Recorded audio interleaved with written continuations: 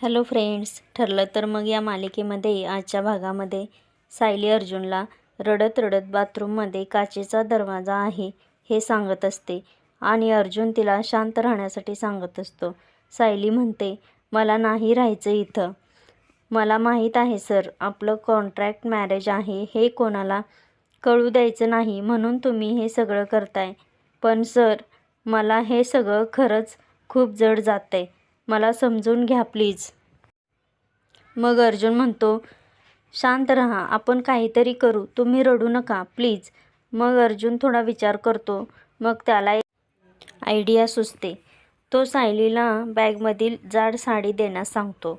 मग तो बाथरूममध्ये जातो आणि त्यावेळी सायली रडतच असते. आता अर्जुन बाथरूममध्ये ते काचेचे दरवाजे त्या साडीने पूर्ण कव्हर करतो आणि बाहेर येतो आणि सायलीला सांगतो, आता जा आणि बघा.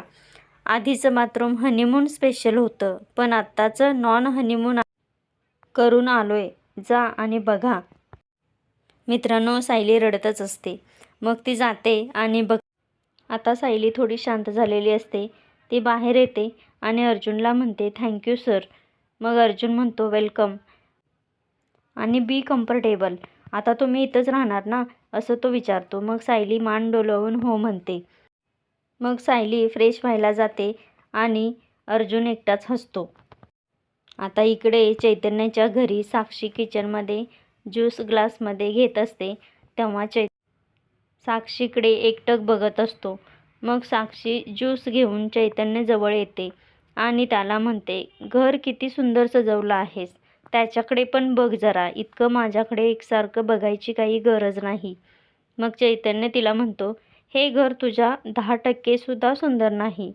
मग साक्षी म्हणते, चिमटा काढ. मग चैतन्य म्हणतो, का? तर साक्षी म्हणते, कारण ॲडव्होकेट चैतन्य गडकरी आज जर रोमॅन्स करतायत. तर चैतन्य म्हणतो, मला हे खूप छान वाटतंय. तू घरामध्ये वावरतेस आणि माझ्यासाठी काम करतेस. हे सगळं बघून मला असं वाटते की आपलं लग्नच झालंय. मग यावर साक्षी म्हणते, हो, आपण इतके जवळ आहोत. एक दिवस अक्षदा नक्की पडतील आपल्या डोक्यावर. तेवढ्यात चैतन्याला मेसेज येतो आणि तो मेसेजला रिप्लाय देण्यासाठी फोन घेतो. तर साक्षी त्याचा मोबाईल काढून घेते.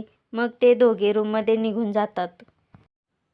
आता इकडे रूममध्ये अर्जुन बॅगमधले कपडे काढून कपाटात ठेवत असतो. तेव्हा त्याच्या हातात गाऊन येतो. मग तो गाऊन बेडवर पसरून ठेवतो आणि म्हणतो, कोठेतरी टाकून देता येईल. मग नंतर आणि तो कपाटामध्ये कपडे ठेवण्यात बिझी राहतो. इतक्यात सायली फ्रेश होऊन तिथं येते. ती गाऊन बघून घाबरते आणि तिला अस्मिता जे जे सांगत होती ते तिला आठवत असतं. मग तर सायली खूपच घाबरते आणि तिला अर्जुन तो गाऊन घालण्यास सांगतो आणि तू किती छान दिसतेस असं सायलीला भास होतो. मग ते अचानक ओरडू लागते. सायली, सर नको, नाही, असं काहीतरी ओरडत असते. इतक्यात अर्जुन लक्ष सायलीकडे जातं. तो सायलीला म्हणतो, का ओरडताय तुम्ही? बाथरूममध्ये परत काय झालंय का? मग सायली भानावर येते आणि त्या गाऊनकडे बघते. मग अर्जुनला म्हणते, मला सांगा, हा गाऊन का काढून ठेवलाय तुम्ही? मग अर्जुन म्हणतो, अहो ॲक्च्युली मी कपाटात टाकणार होतो, पण इथेच राहिला. मग सायली म्हणते, अहो हा वाटेतच टाकायचा असं ठरलं होतं ना, मग इथे टाकते मी. तर अर्जुन म्हणतो, इथं नको, डस्टबिनमध्ये सापडला तर डाऊट येईल. तुम्ही नका टेन्शन घेऊ, इग्नोर करा. तुम्ही इथं गाऊन नाही असं समजा. मग अर्जुन गाऊन बाजूला टाकतो. सायली हे बघतच असते आणि घाबरलेली पण असते. आता इकडे चैतन्य रूममध्ये साक्षीची वाट पाहत असतो. तो साक्षीला बोलवत असतो. तो म्हणत असतो की तुझ्या डोक्यात नक्की काय आहे ते सांगणार आहेस का मला? मग साक्षी म्हणते, वेट, थोडं थांब, थोडे पेशन्स ठेव, आले मी. तर चैतन्याला डोळे बंद करायला सांगितलेले असतात. तेव्हा तो म्हणतो, आता तू नक्की काहीतरी बॉम्ब टाकणार आहेस. तेव्हा साक्षी म्हणते, हो, बॉम्बच आहे, पण शुगर बॉम्ब आहे. मग चैतन्य हसतो. मग साक्षी बाहेर येते. तर तिला नाईट गाऊनमध्ये बघून चैतन्य खूपच खुश होतो आणि तिला बघतच राहतो. पण तो नाही म्हणत असतो. पण साक्षी त्याच्या गळ्याभोवती हात टाकते आणि त्याला सांगते, आता आपण लग्न करणार आहोत ना, तू फक्त शंकाच काढणार आहेस का?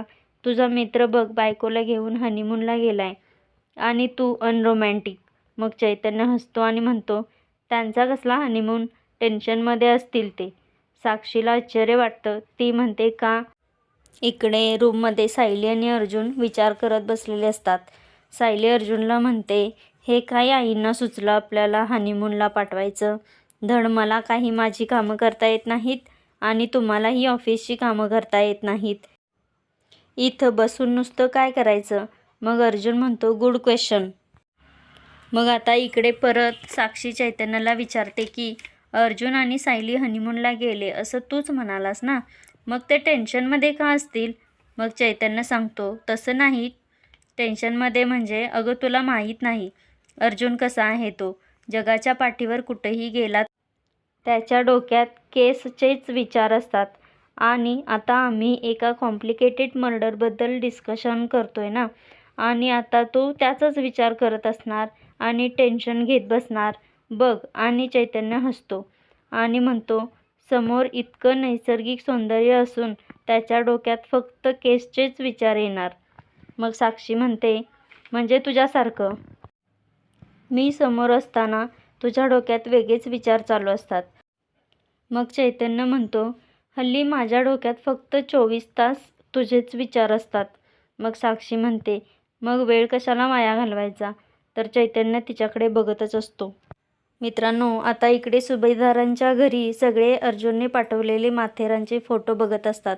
कल्पना म्हणते, किती छान फोटो आले आहेत. अर्जुनचा कॅमेरा मस्त आहे. इतक्यात अश्विन म्हणतो, मम्मा कॅमेरा महत्त्वाचा नाही. या रोमॅन्टिक फोटोसाठी ना प्रेमात पडलेल्या माणसाची नजर लागते, म्हणून फोटो इतके सुंदर आलेत. तर कल्पना म्हणते, हो रे, म्हणूनच इतके छान फोटो आलेत. आणि सायली किती छान दिसते, नेहमीपेक्षा सुंदर दिसते.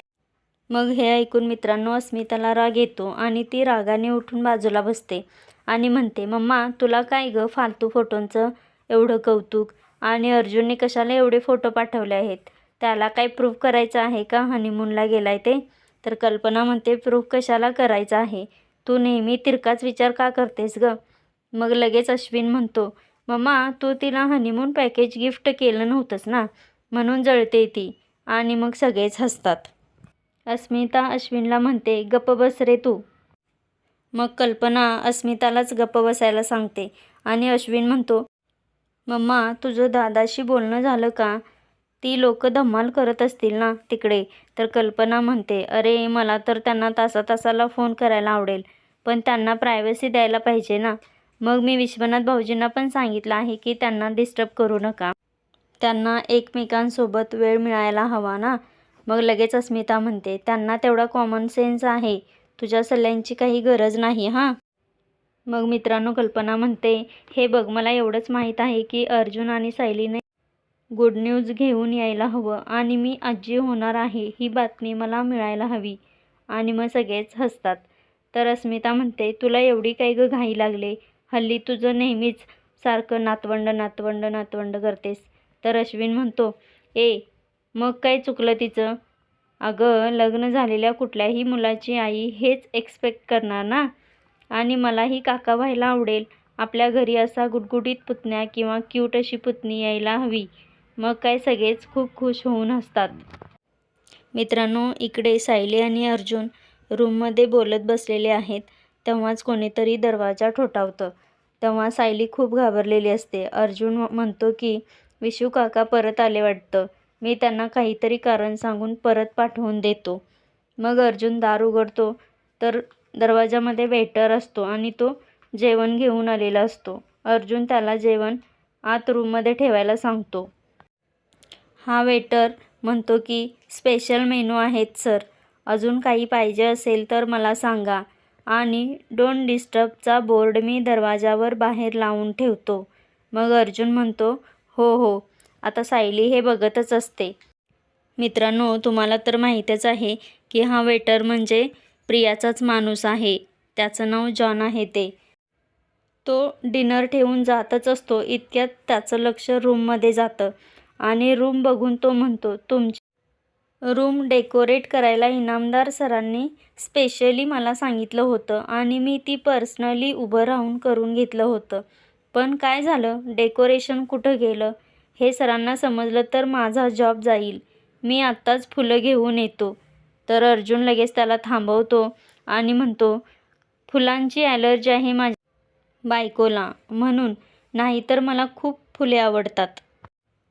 मग वेटर म्हणतो की ओके ओके सर. आणखीन एक सांगायचं राहिलं, तुमचा डिनर झाला की रेडी होऊन तुम्ही लॉनवर या. आजच्या इव्हेंटला तुम्हाला इन्व्हिटेशन दिले आणि हनीमून कपल गेम असणार आहेत. तुम्ही खूप एन्जॉय कराल. तुम्ही नक्की या. मग वेटर निघून जातो. आता हे ऐकून अर्जुन आणि सायली मात्र परत घाबरलेले आहेत. आता उद्याच्या भागामध्ये अर्जुन सायलीला माथेरान फिरवून दाखवत आहे. तर मग मालिकांचे असेच एपिसोड पाहण्यासाठी चॅनेलला सबस्क्राईब करा.